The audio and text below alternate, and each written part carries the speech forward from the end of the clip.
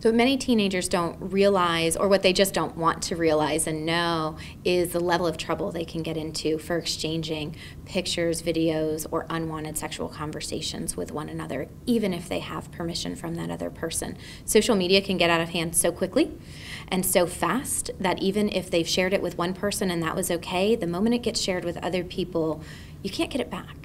You can't get it back, even once you've shared it with that one person.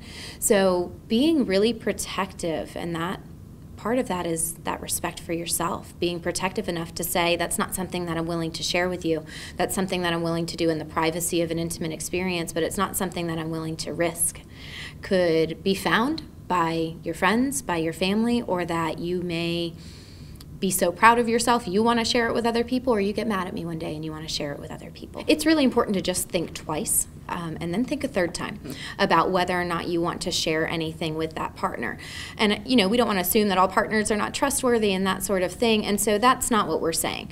What's being said is that there are a million ways that somebody could get that photo that your partner may or may not be involved with. So you have to take into consideration, what if we do break up? You have to take into consideration, what if the phone gets lost or stolen? You have to take into consideration, what if the phone gets hacked? You have to take into consideration, what if your partner's friends get a hold of the phone and they find it and they text it to themselves? Or they post it to their Facebook and it gets out of your hands.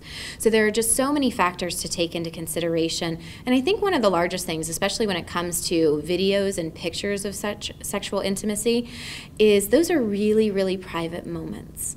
And people don't treat them as delicately as they need to be treated. So your experience with your partner, you two may both decide that that is very intimate and that you're going to keep that private, but maybe one of their friends gets a hold of that phone and they see it and they think it's hilarious, or they think it's funny, or they think it's hot.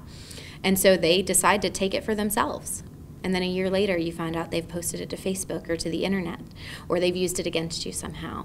There's no way to get it back. And there's many times little that we can do about it as a law enforcement agency. We can do some. You should definitely report if it happens and see what we can do. But the laws are not clear right now on exactly what can be done and when it can be done. And once it's there forever.